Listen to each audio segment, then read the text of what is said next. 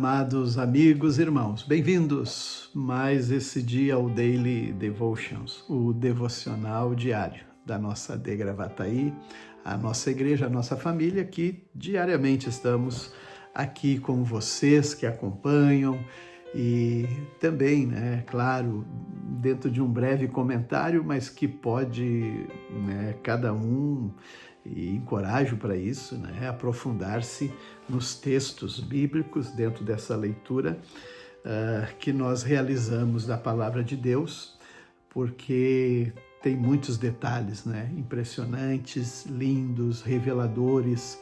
Que Deus abençoe a sua leitura bíblica. Estamos em Isaías 22 a 24. Nesse momento, Isaías, no contexto em que ele está recebendo palavra profética sobre as nações vizinhas de Judá e de Jerusalém. Ele agora recebe uma mensagem acerca de Jerusalém.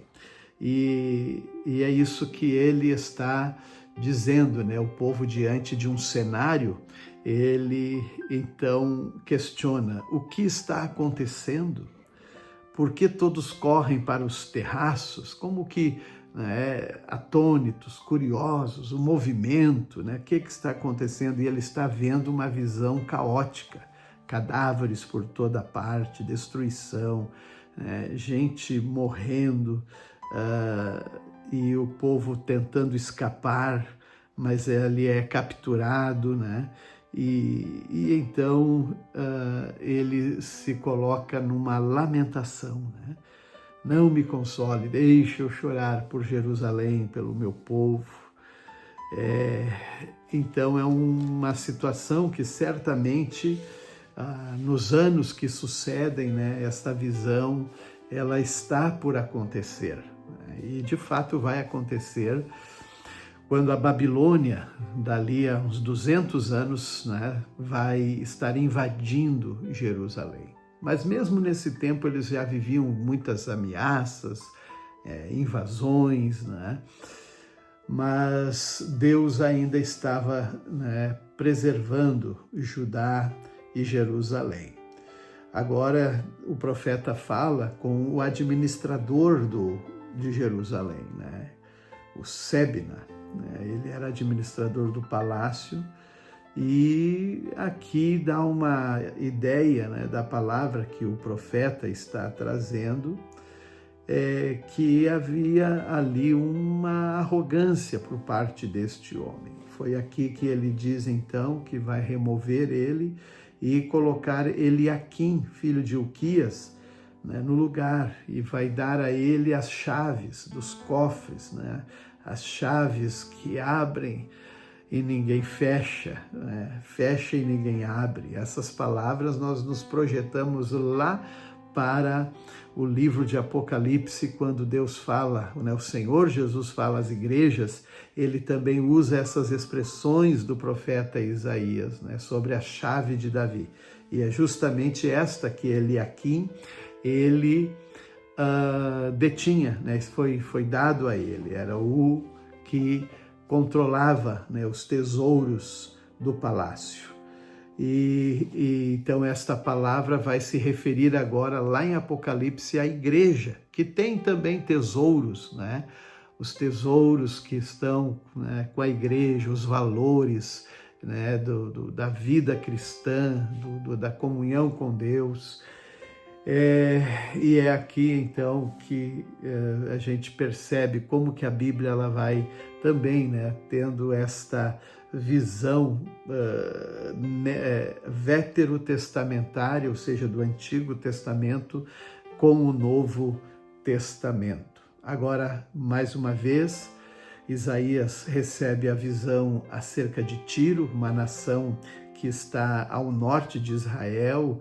E lembramos que é de Tiro, que também os cedros, o Sidom, eles saíam para o comércio, e até mesmo Salomão usou muito, os cedros do Líbano para a construção do templo. E eu acho muito importante porque era uma rota de muito comércio, muito rico, muitas pessoas elas viviam daquele comércio, e um lugar de bastante prosperidade, né?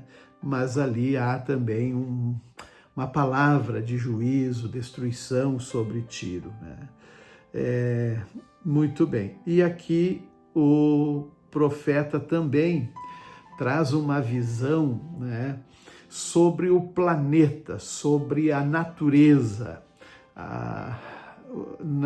As palavras que Paulo também escreve aos Romanos, dizendo que a natureza geme pela revelação dos filhos de Deus, porque há uma aliança divina, né? Um tratar, né, das coisas naturais com as espirituais. É notório que o cristão ele é uma pessoa com a natureza preservadora do seu ambiente, né, de onde ele vive, os cuidados. E aqui o profeta está dizendo: a terra sofre por causa do pecado de seus habitantes. Quando fala terra aqui, estamos vendo a natureza, sabe?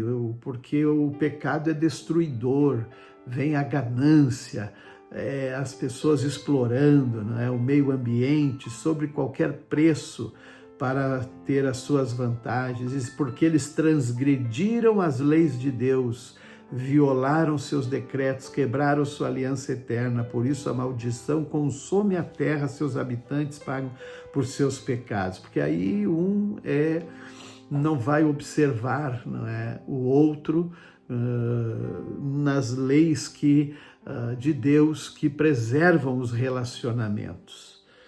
Apenas alguns sobrevivem. Pois bem, agora uma outra revelação vem para Isaías, que projeta para um tempo que pode ser considerado o tempo milenar, o reino milenar, não é? De Cristo com a igreja. E nessa parte ele vai dizendo: naquele dia ele está abordando um tempo que há de vir.